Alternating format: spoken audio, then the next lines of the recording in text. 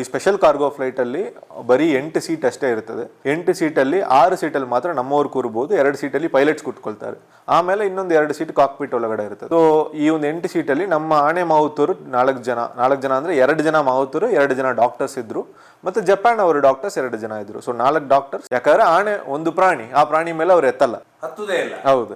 So ಅದನ್ನ ಅವ್ರು ಕೆಳಗಡೆ ನಿಲ್ಲಿಸಿನೇ ಅವರು ನಿಂತ್ಕೊಂಡೇ ಅವರು ಎಲ್ಲಾ ಕಮಾಂಡ್ಸ್ ಮಾಡ್ತಾರೆ. ಎಲ್ಲಾ ಕಮಾಂಡ್ಸ್ ನಿಂತ್ಕೊಂಡೇ ಆಣೆ ಕೇಳಬೇಕು. ಫುಡ್ ಕೂಡ ನಾವು ಹೆಂಗೆ ಅಂದ್ರೆ ಬರೀ ಸೌತೆಕಾಯಿ ಮತ್ತೆ ಬಾಳೆಹಣ್ಣು ಕೊಡ್ಲಿಕ್ಕೆ ನಾವು ಟ್ರೈನ್ ಮಾಡಿ, ಯಾಕಂದ್ರೆ ಅದು ಜಾಸ್ತಿ ಅಲ್ಲಿ ಒಳಗಡೆ ನೀರ ಆಹಾರ ಕೊಡಕ್ಕಾಗಲ್ಲ, ಯೂರಿನ್ ಮಾಡುತ್ತದೆ. ಸೊ ಹಾಗಾಗಿ ಅದನ್ನ ಅವಾಯ್ಡ್ ಮಾಡ್ಲಿಕ್ಕೆ ಸೊ ಆ ಭಾಷೆನ ನಿಲ್ಲಿಸಿ ನಾವು ಇಂಗ್ಲಿಷ್ ಅಲ್ಲಿ ಕಮಾಂಡ್ಸ್ ಅನ್ನ ಸ್ಟಾರ್ಟ್ ಮಾಡಿದ್ವಿ. ಸೊ ಅದಕ್ಕೆ ನಮಗೊಂದು 6-7 ತಿಂಗಳು.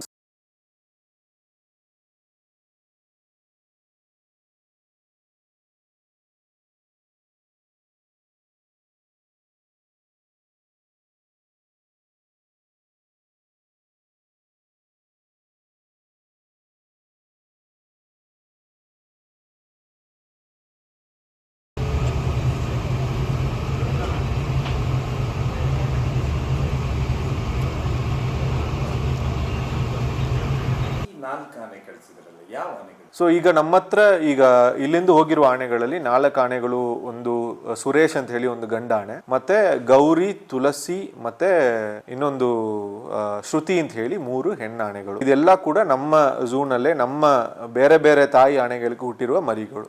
ಈಗ ಗೌರಿ ಇರೋದ್ರಲ್ಲೇ ದೊಡ್ಡ ಆನೆ, ನಮ್ಮ ಗೌರಿಗೆ 9 ವಯಸ್ಸಾಗಿದೆ ಈಗ.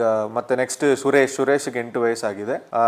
ತುಳಸಿ ಇರೋದ್ರಲ್ಲೇ ಸಣ್ಣದು 5 ವಯಸ್ಸಿದೆ. ಮತ್ತೆ ಶ್ರುತಿಗೆ 6 ವಯಸ್ಸಾಗಿದೆ. ಫಸ್ಟ್ ಆಫ್ ಆಲ್ ನಮಗೆ ಒಂದು ಆನೆನ ಬೇರೆ ಹೊರದೇಶ ಕಳಿಸ್ಬೇಕು ಅಂದ್ರೆ ನಾವು ಕೆಲವೊಂದು ವಿಚಾರಗಳು ನೋಡ್ತೀವಿ. ಒಂದು, ಎಲ್ಲಿ ಕಳಿಸ್ತಾ ಇದೀವಿ ಆ ಒಂದು ಜಾಗ ಇದೆ, ಅದು ಫಸ್ಟ್ ಆಫ್ ಆಲ್ ರೆಕಗ್ನೈಸ್ಡ್ ಇದೆಯಾ, ಅಲ್ಲಿ ಒಳ್ಳೆ ವಾತಾವರಣ ಇದೆಯಾ, ಅಲ್ಲಿ ಬೇಕಾಗಿರುವ ಅನಿಮಲ್ ವೆಲ್ಫೇರ್ ಇದೆಯಾ. ಸೊ ಈಗ ನಾವು ಎಲ್ಲಿ ಕಳಿಸಿದೀವಿ, ಹೆಮಿಜಿ ಸೆಂಟ್ರಲ್ ಪಾರ್ಕ್ ಅಂತ ಹೇಳಿ, ಅದು ಜಾಜಾ ಅಂತ ಹೇಳಿ Japan association for zoos and aquariums ಅಂತ ಹೇಳಿ ಒಂದು ಸಂಸ್ಥೆ ಕೆಳಗೆ ಬರ್ತಾ ಇರುವ ಒಂದು ಅಕ್ರೆಡಿಟೆಡ್ ಝೂ. ಸೊ ಅಕ್ರೆಡಿಟೇಷನ್ ಇರಬೇಕು, ಸುಮ್ಮನೆ ಯಾವುದೋ ಒಂದು ಫಾರ್ಮ್ಗೆ ನಾವು ಕಳಿಸೋಕ್ಕಾಗಲ್ಲ. ಯಾಕಂದ್ರೆ ಇವತ್ತಿನ ಪರಿಸ್ಥಿತಿಯಲ್ಲಿ ಸುಮಾರು ಪ್ರೈವೇಟ್ ಏರಿಯಾಸ್ ಅಲ್ಲೂ ಕೂಡ ಝೂಸ್ ಮತ್ತೆ ಫಾರ್ಮ್ಸ್ ನಡೆಸ್ಕೊಂಡ್ ಬರ್ತಾ ಇದ್ದಾರೆ. ಸೊ ಆ ತರ ನಾವು ನೋಡಿ ಫಸ್ಟ್ ಸೆಲೆಕ್ಟ್ ಮಾಡ್ತೀವಿ ವೆದರ್ ನಾವು ನಮ್ಮ ಅನಿಮಲ್ನ ಅಲ್ಲಿ ಕಳಿಸಬಹುದಾ ಅಂತ. ಅದಾದ ಮೇಲೆ ಅಲ್ಲಿರೋರ ಜೊತೆಗೆ ನಾವು ಮಾತುಕತೆ ಮಾಡ್ತೀವಿ. ಯಾಕಂದ್ರೆ ಅವ್ರು ಎಲ್ಲಿ ಅನಿಮಲ್ನ ಇಡ್ತಾರೆ, ಅವ್ರ ಹತ್ರ ಫೆಸಿಲಿಟಿ ಇದೆಯಾ, ಇದಕ್ ಮುಂಚೆ ಅವ್ರ ಆನೆಗಳನ್ನ ನಿರ್ವಹಣೆ ಮಾಡಿದಾರಾ, ಇದ್ರ ಬಗ್ಗೆ ಎಲ್ಲ ನಾವು ತಿಳ್ಕೊಳ್ತೀವಿ. ಸೊ ಜಪಾನ್ ಅಂದ್ರೆ ಜಾಪನೀಸ್ಗೆ ಆನೆಗಳು ನಿರ್ವಹಣೆ ಮಾಡುವುದು ಹಳೆಯದು, ಹೊಸದು ಏನೂ ಇಲ್ಲ. ಸೊ ಹಾಗಾಗಿ ಅವ್ರಿಗೆ ಈವನ್ ನಾವು ಎಲ್ಲಿ ಹೆಮಿಜಿ ನ್ಯಾಷನಲ್ ಪಾರ್ಕ್ ಸೆಂಟ್ರಲ್ ಪಾರ್ಕ್ ಕಳಿಸಿದೀವಿ, ಅವರ ಹತ್ರನೂ ಕೂಡ ಆಫ್ರಿಕನ್ ಎಲಿಫೆಂಟ್ಸ್ ಅವರ ಹತ್ರ ಇದೆ. ಸೊ ಆಫ್ರಿಕನ್ ಎಲಿಫೆಂಟ್ಸ್ ಅಂದ್ರೆ ನಮ್ಮ ಎಲಿಫೆಂಟ್ಸ್ ಗಿಂತ ದೊಡ್ಡ ಎಲಿಫೆಂಟ್ಸ್ ಆನೆಗಳು. ಸೊ ಅದನ್ನ ಅವರು ಮ್ಯಾನೇಜ್ ಮಾಡಿ ಅವ್ರಿಗೆ ಅನುಭವ ಇದೆ. ಸೊ ಅದನ್ನು ನೋಡ್ಕೊಂಡು ಮತ್ತೆ ಅವ್ರಿಗೆ ನಾವು ಕೆಲವೊಂದು ನಮ್ಮ ಆನೆಗಳ ಬಗ್ಗೆ ಕೆಲವೊಂದು ತಿಳುವಳಿಕೆ, ಮತ್ತೆ ಅವರು ಇಲ್ಲಿ ಬಂದ್ರು. ಸೊ ಅವ್ರಿಗೆ ನಾವು ಒಂದು ಆಲ್ಮೋಸ್ಟ್ 2 ತಿಂಗಳಂತ ತರಬೇತಿಯನ್ನು ನಾವು ಕೊಟ್ಟಿದ್ದೀವಿ. ಅಲ್ಲಿಂದ 2 ಮಾವುತರು ಬಂದ್ರು ನಮಗೆ. ಸೊ 2 ಮಾವುತರು ಪ್ಲಸ್ ವೆಟನರಿ ಡಾಕ್ಟರ್. ಸೊ 3 ಜನನು ಇಲ್ಲೇ ಇದ್ರು ನಮ್ಮ ಜೊತೆಗೆ. ವ್ಯತ್ಯಾಸಗಳಂತ ಹೇಳಿದ್ರೆ ಒಂದು ಏನು ಅಂದ್ರೆ ಅವ್ರಿಗೆ ಒಂದು ಬೇರೆ ತರ ಅನಿಮಲ್ ವೆಲ್ಫೇರ್ ಗೋಲ್ಸ್ ಅವ್ರ ಕಂಟ್ರಿಯಲ್ಲಿ ಇದೆ, ಅವ್ರ ದೇಶದಲ್ಲಿ. ಸೊ ಅವ್ರ ದೇಶದಲ್ಲಿ ಹೆಂಗೆ ಅಂದ್ರೆ ಅನಿಮಲ್ ನ ಅವರು ಡಿಸಿಪ್ಲಿನ್ ಮಾಡ್ತಾರೆ. ಡಿಸಿಪ್ಲಿನ್ ಹೆಂಗೆ ಮಾಡ್ತಾರ ಅಂದ್ರೆ ವಿತೌಟ್ ಟಚಿಂಗ್, ಆನೆನ ಮುಟ್ಟದೆ, ಪ್ರಾಣಿನ ಮುಟ್ಟದೆ ಅವ್ರು ಡಿಸಿಪ್ಲಿನ್ ಮಾಡಕ್ಕೆ ಅವ್ರಿಗೆ ಗೊತ್ತು. ಎಲ್ಲ ಅನಿಮಲ್ಸ್, ಎಲ್ಲಾ ಪ್ರಾಣಿಗಳಲ್ಲೂ ಅದನ್ನ ಹೆಂಗೆ ಡಿಸಿಪ್ಲಿನ್ ಮಾಡ್ತಾರ ಅಂದ್ರೆ ಅದಕ್ಕೆ ಪಾಸಿಟಿವ್ ರೀಇನ್ಫೋರ್ಸ್ಮೆಂಟ್ ಅಂತ ಕರಿತೀವಿ ನಾವು. ಪಾಸಿಟಿವ್ ಟ್ರೀಟ್ಸ್ ಕೊಟ್ಟು ಪಾಸಿಟಿವ್ ಆಗಿ ರೀಇನ್ಫೋರ್ಸ್ ಮಾಡಿ ಅವ್ರನ್ನ ನಾವು ಕಲಿಸ್ತೀವಿ. ಈಗ ನಾಯಿಗಳು ನೀವು ನೋಡಿರ್ತೀರಿ, ಸುಮಾರು ನಾಯಿಗಳು ನೀವು ಮುಟ್ಟದೇ ಬೇಕಾಗಿಲ್ಲ, ಸಿಟ್ ಅಂತ ಹೇಳಿದರೆ ಕೂರ್ತದೆ. ಅದೇ ತರ ಕಮಾಂಡ್ಸ್ಗೆ ಅದು ರೆಸ್ಪಾಂಡ್ ಮಾಡುತ್ತದೆ. ಅದೇ ತರ ಅವರು ಕೂಡ ಕಮಾಂಡ್ಸ್ಗೆ ರೆಸ್ಪಾಂಡ್ ಮಾಡುವ ಒಂದು ಮೆಕ್ಯಾನಿಸಮ್ ಅನ್ನ ಇಟ್ಕೊಳ್ತಾರೆ. ಸೊ ಆ ತರ ಒಂದು ಕಮಾಂಡ್ಗೆ ರೆಸ್ಪಾಂಡ್ ಮಾಡುವ ಮೆಕ್ಯಾನಿಸಮ್ ನಾವು ಇನ್ನೂ ಬೆಳೆಸಿಲ್ಲ. ಯಾಕಂದ್ರೆ ನಾವು ಇನ್ನೂ ಅದನ್ನ ಮುಟ್ಟಿ ಒಡೆದು ಕೆಲವೊಮ್ಮೆ ಹೊಡಿತಾರೆ ನಮ್ಮ ಮಾವುತರು, ಸ್ಟಿಕ್ ಯೂಸ್ ಮಾಡ್ತಾರೆ. ಸೊ ಅದೆಲ್ಲ ಕೂಡ ನಾವು ಕೂಡ ಪಳಗ್ಬೇಕಾಗುತ್ತೆ ಅದೇ ತರ. ಸೊ ನಮಗೂ ಕೂಡ ಸುಮಾರು ಇದರಲ್ಲಿ ಕಲಿಯುವ ಕೆಲಸಗಳು ನಮ್ಮ ಮಾವುತರು ಕಲಿತಾರ. ಈ ತರಾನು ಮಾಡ್ಬೋದಾ, ಆನೆಗಳನ್ನ ಈ ತರಾನು ಟ್ರೈನ್ ಮಾಡ್ಬೋದಾ, ಪ್ರಾಣಿಗಳನ್ನ ಈ ತರಾನು ನೋಡ್ಕೋಬಹುದು ವಿತೌಟ್ ಹರ್ಟಿಂಗ್ ದ ಅನಿಮಲ್ ಮಾಡೋದಕ್ಕೆ ಅವ್ರು ಕಲಿಬಹುದು. ಸೊ ಇದೆಲ್ಲ ನಾವು ಅಲ್ಲಿಂದ ಕಲ್ತ್ಕೊಂಡಿದ್ವಿ.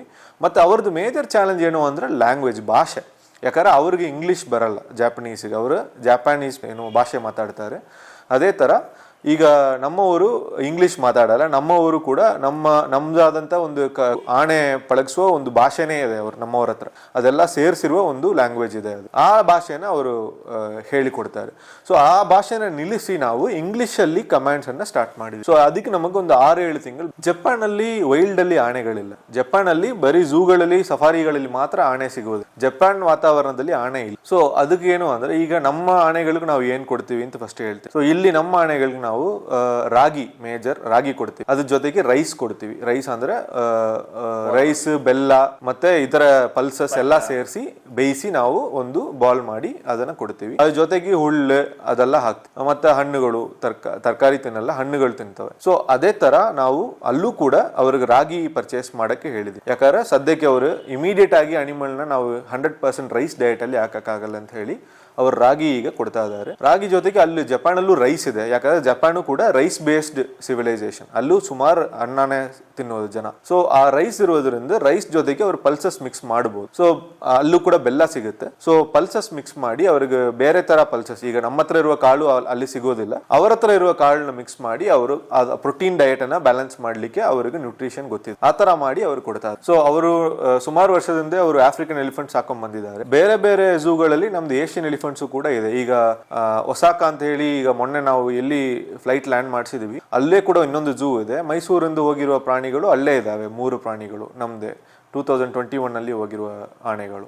ಅದು ಕೂಡ ಇವಾಗ ತನಕ ಚೆನ್ನಾಗಿನೇ ಇದೆ. ಅವರದ್ದು ಏನು ಅಂದ್ರೆ ಒಂದು ಮೇಜರ್ ಪ್ರಾಬ್ಲಮ್ ಅವರಿಗೆ ಲ್ಯಾಂಗ್ವೇಜ್.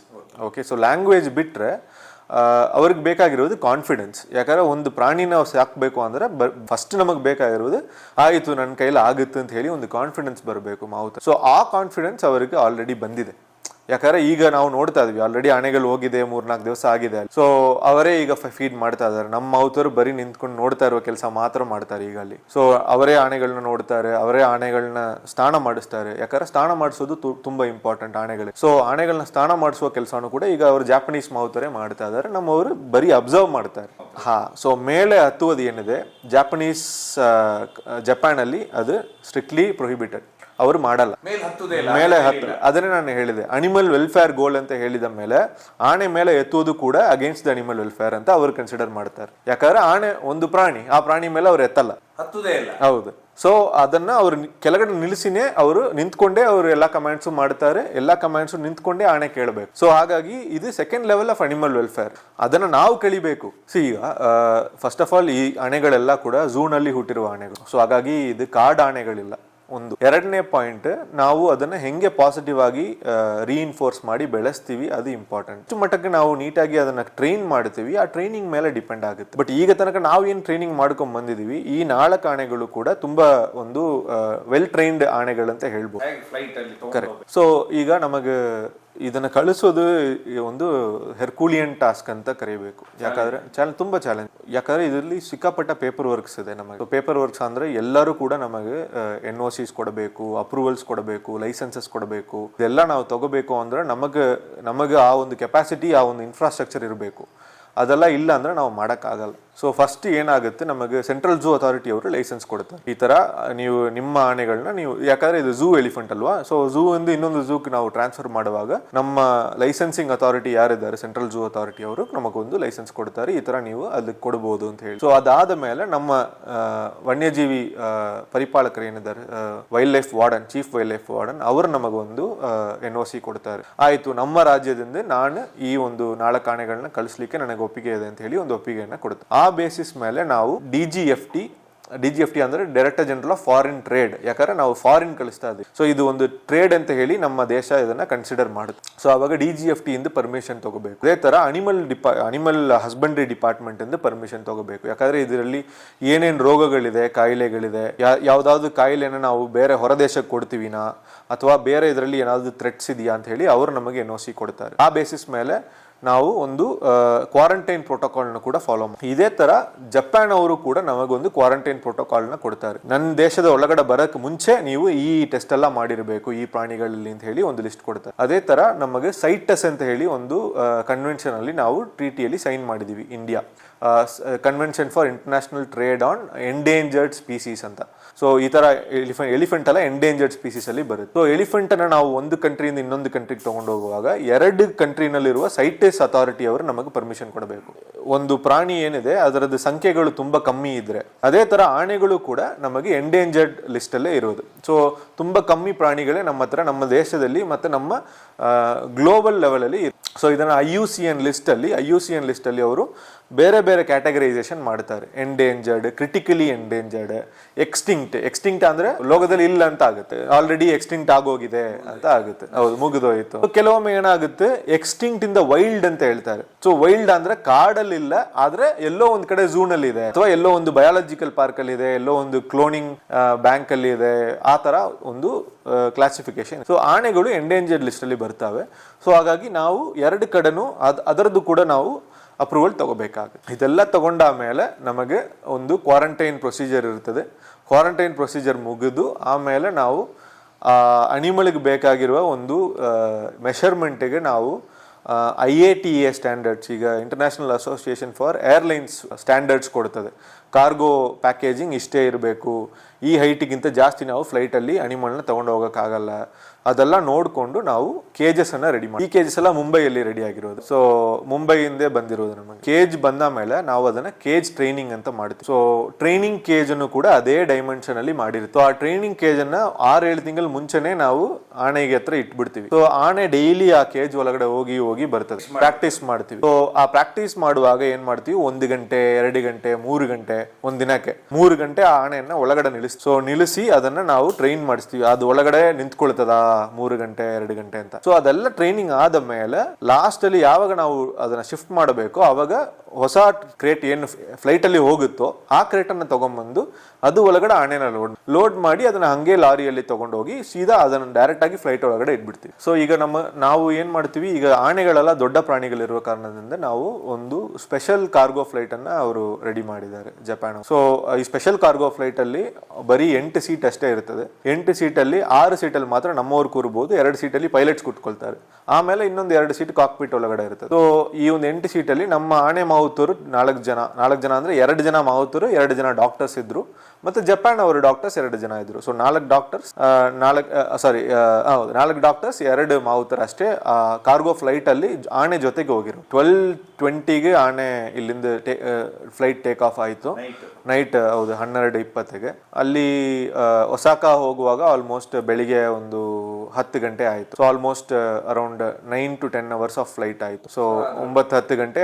ಹೌದು ಅದು ಫುಡ್ ಕೂಡ ನಾವು ಹೆಂಗೆ ಅಂದ್ರೆ ಬರೀ ಸೌತೆಕಾಯಿ ಮತ್ತೆ ಬಾಳೆಹಣ್ಣು ಕೊಡ್ಲಿಕ್ಕೆ ನಾವು ಟ್ರೈನ್ ಮಾಡಿ, ಯಾಕಂದ್ರೆ ಅದು ಜಾಸ್ತಿ ಅಲ್ಲಿ ಒಳಗಡೆ ನೀರ ಆಹಾರ ಕೊಡಕ್ಕಾಗಲ್ಲ, ಯೂರಿನ್ ಮಾಡುತ್ತದೆ. ಸೊ ಹಾಗಾಗಿ ಅದನ್ನ ಅವಾಯ್ಡ್ ಮಾಡ್ಲಿಕ್ಕೆ ಅದೆಲ್ಲ ಕೂಡ ನಾವು ಟ್ರೈನ್ ಮಾಡಿ, ಮತ್ತೆ ಸಾಡಸ್ಟ್ ಹಾಕಿರ್ತೀವಿ ಒಳಗಡೆ. ಸೊ ಯೂರಿನ್ ಮಾಡಿದ್ರೂ ಕೂಡ ನೀರು ಹೊರಗೆ ಬರದೆ ಸಾಡಸ್ಟ್ ಅಬ್ಸರ್ವ್ ಮಾಡ್ಕೊಳ್ತದೆ. ಸೊ ಈ ತರ ಒಂದು ಮಾಡ್ಬಿಟ್ಟು ಮತ್ತೆ ಅಲ್ಲಿ ಏರ್ಪೋರ್ಟ್ ಅಲ್ಲಿ ಹೋದ ತಕ್ಷಣ ನಾವು ಇಮಿಡಿಯೇಟ್ ಆಗಿ ಮತ್ತೆ ಅಲ್ಲಿ ಏನು ನೀರು ಮತ್ತೆ ಹುಲ್ಲು ಅದೆಲ್ಲ ಕೊಟ್ಟಿದ್ದಾರೆ. ಮೊದಲೇ ಆಗಿದೆ. ಮೈಸೂರಿಂದ 3 ಆನೆಗಳು ನಾವು 2021 ನಲ್ಲಿ ಕಳಿಸಿದೀವಿ. ಸೇಮ್ ಜಪಾನ್ಗೆ ಹೆಲ್ದಿ ಇದೆ. ಅದನ್ನು ಕೂಡ ನಮ್ಮವರು ನೋಡ್ಕೊಂಡು ಬರ್ತಾ ಇದ್ದಾರೆ. ಈಗ ಇವತ್ತು ಅಲ್ಲೇ ಇದ್ರು, ಆಕ್ಚುಲಿ ಮೈಸೂರು ಆನೆಗಳನ್ನೇ ನೋಡ್ತಾ ಇದ್ರು. ಅದೇ ತರ ಈಗ ನಾವು ಬನ್ನರ್ಘಟ್ಟದಿಂದ ಇದೇ ಫಸ್ಟ್ ಟೈಮ್ ಆನೆಗಳನ್ನ ಕಳಿಸ್ತಾ ಇರೋದು. ಯಾವುದೇ ಪ್ರಾಣಿನ ಫಸ್ಟ್ ಟೈಮ್ ಈಗ ಅಬ್ರಾಡ್ ಅಲ್ಲಿ ಕಳಿಸ್ತಾ ಇರೋದು ಬನ್ನರ್ಘಟ್ಟದಿಂದ ಇದೇ ಫಸ್ಟ್ ಟೈಮ್. ಅವ್ರಿಗೆ ವಾತಾವರಣ ಒಂದು ಸ್ವಲ್ಪ ಚೆನ್ನಾಗಿನೇ ಸೆಟ್ ಆಗಿದೆ, ಯಾಕಂದ್ರೆ ಜಪಾನ್ ಅಲ್ಲಿ ಇವಾಗ ಸಮ್ಮರ್ ನಡೀತಾ ಇದೆ. ಸೊ ಸಮ್ಮರ್ ಅಂದ್ರೆ ಈಗ 30 ಡಿಗ್ರಿ 32 ಡಿಗ್ರಿ ತನಕ ಇದೆ. ಬೆಂಗಳೂರಿಗಿಂತ ಹೀಟ್ ಜಾಸ್ತಿ ಇದೆ. ಸೊ ಹಾಗಾಗಿ ಆನೆಗಳಿಗೂ ಕೂಡ ಏನು ಸಮಸ್ಯೆ ಇರಲ್ಲ, ಯಾಕಂದ್ರೆ ಇಮಿಡಿಯೇಟ್ ಆಗಿ ಹೋದ ತಕ್ಷಣ ಒಂಥರ ನಮ್ಮ ಇಂಡಿಯನ್ ಟೆಂಪರೇಚರ್ ತರಾನೇ ಅಲ್ಲೂ ಕೂಡ ಇದೆ. ಸೊ ಹಾಗಾಗಿ ಆನೆಗಳಿಗೂ ಕೂಡ ಸೆಟ್ ಆಗಿದೆ. ಆನೆಗಳಿಗೂ ಒಳ್ಳೆ ಒಂದು ಪೂಲ್ ಮಾಡಿದ್ದಾರೆ ಈಜಾಡಕ್ಕೆ ಎಲ್ಲ. ಅದೇ ತರ ಓಡಾಡಕ್ಕೂ ಜಾಗ ಇದೆ, ಯಾಕಂದ್ರೆ ನಾವು ಝೂ ಕಳಿಸಿಲ್ಲ, ಯಾಕಂದ್ರೆ ಇದು ಹೋಗಿರೋದು safari park. So safari park ಅಂತ ಹೇಳಿದ ತಕ್ಷಣ ಜಾಗ ಸ್ವಲ್ಪ ಜಾಸ್ತಿ ಇರುತ್ತದೆ. ಸೊ ಝೂ ಅಂದ್ರೆ ಸಣ್ಣ ಜಾಗ ಇರ್ತದೆ, ಇದು ಸಫಾರಿ ಪಾರ್ಕ್ ಅಂತ ಹೇಳಿದ ಮೇಲೆ ಇದು ದೊಡ್ಡ ಜಾಗ ಇದೆ. ಆನೆಗಳು ಓಡಾಡಕ್ಕೂ ಕೂಡ ಜಾಗ ಇದೆ. ಅದರದ್ದು ವಿಡಿಯೋಸ್ ಕೂಡ ನಾವು ಮಾಧ್ಯಮ ಇದರಲ್ಲಿ ಕಳಿಸ್ತಾ ಇದೀವಿ. ಸೊ ಅದನ್ನು ಕೂಡ ನೋಡಬಹುದು. ಸೊ ಹಾಗಾಗಿ ಆನೆಗಳಿಗೂ ಏನು ಸಮಸ್ಯೆ ಇಲ್ಲ, ಈವನ್ ಮಾವುತರಿಗೂ ಕೂಡ ಸಮಸ್ಯೆ ಇಲ್ಲ. ಅವ್ರಿಗೂ ಕೂಡ ಅವರು ಬೇಕಾಗಿರುವ ಏನೋ ಒಂದು ಅಕಾಮಡೇಷನ್ ಏನಿದೆ ಅದು ಎಲಿಫೆಂಟ್ ಎನ್ಕ್ಲೋಜರ್ ಪಕ್ಕನೆ ಮಾಡಿ ಕೊಟ್ಟಿದ್ದಾರೆ. ಸೊ ಹಾಗಾಗಿ ಏನಾದ್ರು ಸಮಸ್ಯೆ ಇದ್ರೂ ಕೂಡ ಇಮಿಡಿಯೇಟ್ ಆಗಿ ಅಟೆಂಡ್ ಮಾಡ್ಲಿಕ್ಕೆ ಅವ್ರಿಗೆ ಅವಕಾಶ ಇದೆ. ಪ್ರಾಬಬ್ಲಿ ಅವರು ಆಗಸ್ಟ್ 10ನೇ ತಾರೀಕು ತನಕ ಇರ್ತಾರೆ. ಸಪೋಸ್ ಅವ್ರಿಗೆ ಎಕ್ಸ್ಟ್ರಾ ಸಪೋರ್ಟ್ ಏನಾದ್ರು ಬೇಕು ಅಂದ್ರೆ ಮತ್ತೆ ಅದನ್ನ ಅವ್ರು ಎಕ್ಸ್ಟೆಂಡ್ ಮಾಡ್ಕೊಳ್ಳಿಕ್ಕೆ ಅವಕಾಶ ಇದೆ ಅಂತ ಹೇಳಿದ್ದೀವಿ.